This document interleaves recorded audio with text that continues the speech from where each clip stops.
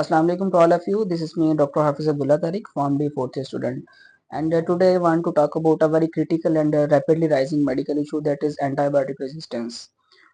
जो कि आजकल हेल्थ केयर सिस्टम्स के लिए एक बहुत ही चैलेंजिंग केस या फिर चैलेंजिंग सिनेरियो बन चुका है। ये इशू ज़्यादातर इस वजह से होता है कि इरेशनल यूज़ ऑफ एंटीबायोटिक्स, यानी कि जब हम एंटीबायोटिक्स का यूज़ जो है वो सही तरीके से नहीं करते, ठीक है, सेफली यूज़ हम नहीं करते, अपनी मर्जी से एंटीबायोटिक्स लेना शुरू कर देते हैं, ठीक है।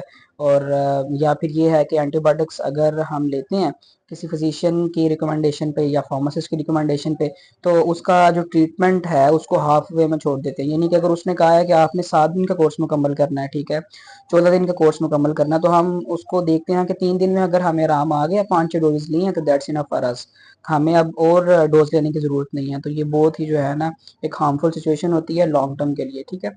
और क्लिनिकली हम आजकल देख रहे हैं कि रूटीन के जो इन्फेक्शन हैं, जैसे कि यूटीआईज हैं, पेशाब के इन्फेक्शन जितने भी हैं आपके, मसाने के इन्फेक्शन, यूरिनरी ट्रैक्ट इन्फेक्शन, या फिर फेफड़ों का इन्फेक्शन, रेस्पिरेटरी इन्फेक्शन जिन्हें हम बोलते हैं, हमारे स्किन के इन्फेक्शन जो हैं, और उनको ट्रीट करने के लिए स्ट्रॉन्गर ब्रॉड स्पेक्ट्रम जो एंटीबायोटिक्स हैं, इवन के लास्ट लाइन एंटीबायोटिक्स जो है ना उनकी ज़रूरत पड़ रही है। और कभी कभार ये इन्फेक्शन ऐसे थे कि सिंपल हम जो है ना इनकी एम्पिरिकल थेरेपी, यानी कि ब्रॉड स्पेक्ट्रम एंटीबायोटिक देते थे, तो उनसे जो है ना हमें आराम आ जाता था। लेकिन इससे अब ये क्या हो रहा है कि हमें डेफिनेट थेरेपीज की करनी पड़ रही है, तो इस वजह से ट्रीटमेंट कॉस्ट हमारी ज़्यादा आ रही है, पेशेंट की कॉम्प्लिकेशंस आ रही हैं, और हॉस्पिटल स्टे जो है पेशेंट का वो ज़्यादा बढ़ता जा रहा है।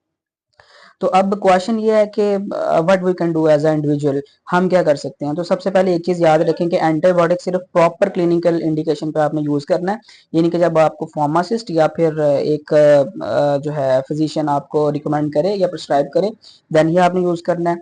दूसरे नंबर पे ये है कि इसका कोर्स जो है वो हाफ वे में आपने बिल्कुल भी जो है ना वो ख़त्म नहीं करना, यानी कि इसका कोर्स कंप्लीट करना, जब आपको लगे भी कि मुझे बिल्कुल आराम आ गया है, तब भी आपने इसका कोर्स मुकम्मल जो है ना वो करना है। और as a health care professional and responsible individual हमें एंटीबायोटिक जो है ना उसको बहुत ज़्यादा प्रमोट नहीं करना चाहिए।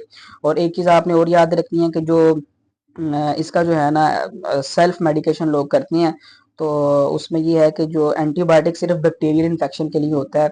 अगर हमें फ्लू हो जाता है या कोल्ड हो जाता है या डेंगू फीवर हो जाता है, तो ये जो है ना एंटीवायरल इसके लिए हम यूज़ करते हैं, क्योंकि ये इन्फेक्शन हमें वायरस की वजह से होता है, बैक्टीरिया की वजह से नहीं होता। तो लास्ट में एक मैसेज मैं देना चाहूँगा कि एंटीबायोटिक्स ज़िंदगी बचाने वाली ड्रग्स ज़रूर हैं, लेकिन ये रूटीन मेडिकेशंस नहीं हैं। तो आज का मिसयूज़ कल का मिस ट्रीटमेंट आपका जो है ना इसका हो सकता है, यानी कि आपका ट्रीटमेंट जो है वो फेल बन सकता है। So that was the public service message.